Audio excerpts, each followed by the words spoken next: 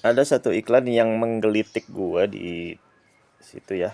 Iklannya tuh bagus, produknya bagus, terus kontennya juga bagus. Cuman mungkin ada satu yang kurang pas kalau menurut gue ya. Yuk kita bahas ya. Jadi gini, ada iklan baju jersey ya, iklan baju jersey yang isinya tuh jersey yang konteksnya ini pas banget. Kalau gue bilang momennya pas. Kenapa? Jersey-nya jersey momen 17 Agustusan memperingati 80 tahun kemerdekaan Indonesia merdeka gitu. Jadi jersey-nya warnanya ngejreng gitu, merah, putih, terus ada tulisannya 80 tahun Indonesia merdeka. Ya, tema-tema seperti itu deh. Keren kalau gue bilang.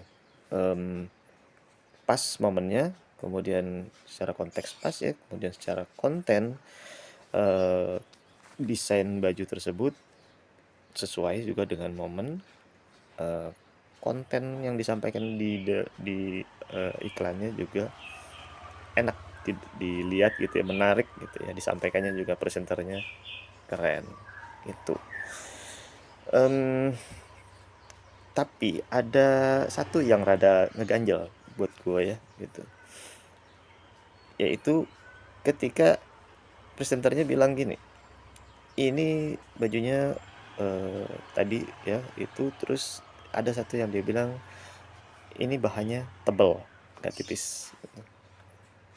Nah, kata-kata tebel ini kalau gua belajar di cari-cari di marketing ya, itu bisa jadi bahasanya kayak tebel itu merupakan satu yang paling bagus kalau buat jersey gitu. Jadi over generalize claim.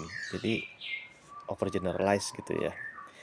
Jadi asumsinya bahwa kalau kaos itu harus tebal. Kalau tebal itu pasti bagus. Jadi kalau kaos jersey tebal itu pasti bagus. Gitu. Ini contohnya gue batik ya, gitu. Padahal nyamannya jersey itu kan tergantung dong dari kegiatannya. Misalnya olahraganya olahraga apa gitu kan. Eh, atau kegiatan yang make jersey itu apa? Apakah indoor kah atau outdoor kah atau santai kah gitu kan. Kemudian juga lihat tempatnya dong gitu kan, lihat cuacanya kah, geografisnya, daerah yang lembab atau yang panas kah atau yang dingin gitu kan. Terus juga modelnya gitu, gayanya, apakah dia memang yang slim atau kalau di sini dia klaimnya adalah yang oversize punya gitu. Artinya itu jadi pertimbangan gitu kan. Jadi sedikitnya dari ini gue coba ngambil kesimpulan bahwa sedikitnya ada tiga lah eh, konsep marketing yang relevan gitu ya dengan ini.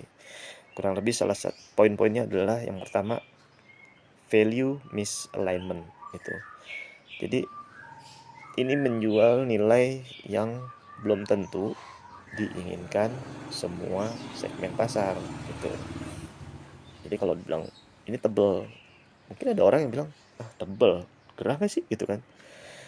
Nah terus yang kedua adalah one size fits all claim. Tebel itu bagus, dibilang gitu kan. Berarti sama dengan kan kayak mengabaikan preferensi personal dan juga fungsional gitu. Kenapa? Ya tebel mungkin bagus di satu occasion aja misalnya gitu. Tapi belum tentu di personal yang lain atau di fungsional yang lain tidak tepat gitu kan. Yang ketiga itu adalah feature over benefit. Fiturnya dia tebal gitu, tapi bukan nyamannya gitu. Yang untuk olahraga kalau siang-siang jadi nyaman apa enggak, manfaatnya seperti itu.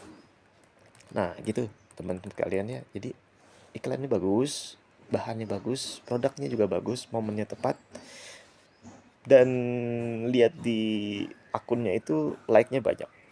Kemudian di eh, komentar pelanggannya juga banyak yang puas gitu, suka bahannya bagus, suka dengan modelnya bagus.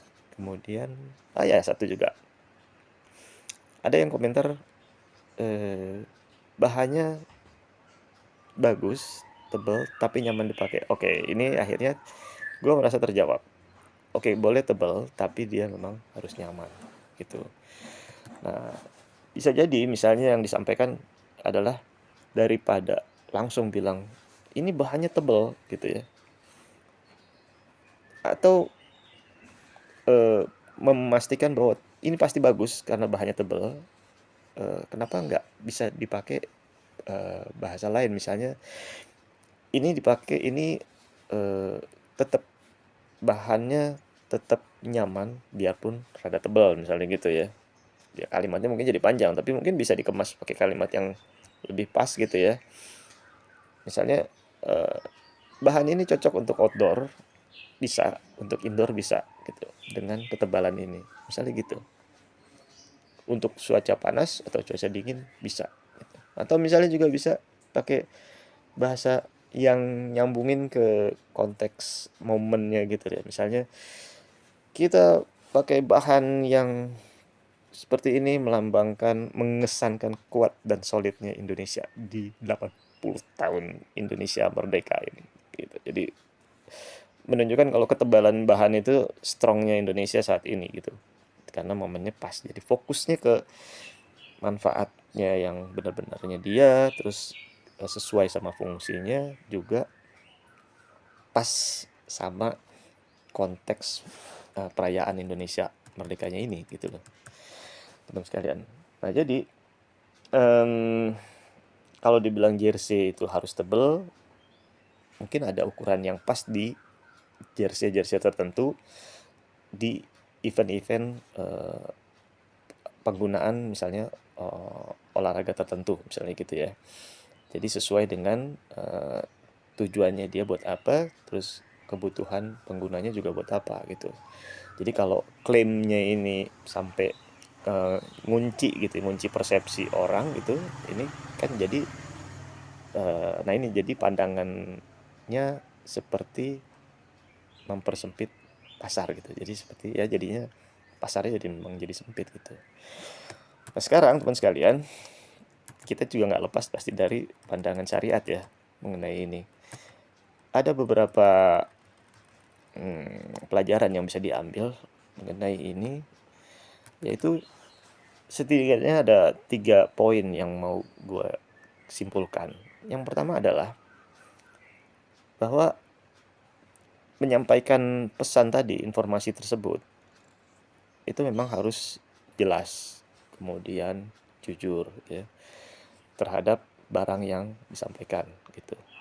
Jadi jangan sampai ada klaim yang bahasanya menyesatkan ya gitu, atau nggak relevan sama produk yang disampaikan itu kan itu gitu. Jadi kalau misalnya produsennya menyampaikan ini tebal itu sama dengan bagus, tapi konsumen merasa bahwa ya kalau tebal kan bisa jadi gerah, bisa jadi panas dong gitu kan. Nah akhirnya itu jadi, kalau dalam pandangan syariat tidak sesuai, maka itu termasuk kategori goror. Biarpun gorornya ya goror yang ringan ya gitu ya, karena ada ketidakjelasan terhadap nilai dan manfaat terhadap satu produk tersebut gitu. Dan kedua, memang kalau secara materialnya, secara bajunya itu tersebut, Islam memandang baju tersebut hukum asalnya adalah mubah-mubah aja, boleh-boleh aja gitu. Sampai ada dalil yang mengharamkannya. Jadi bisa, baju itu bisa jadi haram kalau misalnya bahannya tadi yang diharamkan gitu. Kalau baju biasanya ada dalil tertentu, misalnya kayak sutra tidak boleh dipakai oleh laki-laki seperti itu. Itu jelas keharamannya. Tapi pada dasarnya hukumnya mubah-mubah aja, boleh-boleh aja dipakai seperti itu. Dan yang ketiga adalah tadi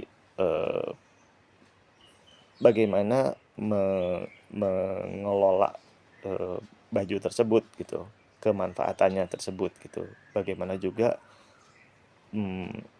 baju tersebut dimiliki berpindah tempatnya karena ini ada kegiatan jual beli gitu ya. Penjual menjual kepada pembeli gitu. Nah, di sini harus ada kejelasan manfaat gitu. Nilai guna barangnya jelas ketika disampaikan kepada pembeli.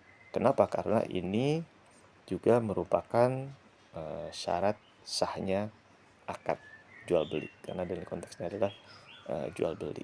Gitu teman sekalian. Mudah-mudahan ini jadi manfaat ya. Tapi gue suka sih sama bajunya, memang keren. Dan mau tahu bajunya kayak apa, ada sih di keranjang kuning di bawah ini. Yang mana nih titiknya? Boleh silahkan lihat, klik di situ. Terima kasih. Semoga sukses terus buat semua, manfaat, bisnisnya lancar, membawa berkah, dan halalan toibah. Sampai ketemu, terima kasih. Assalamualaikum warahmatullahi wabarakatuh.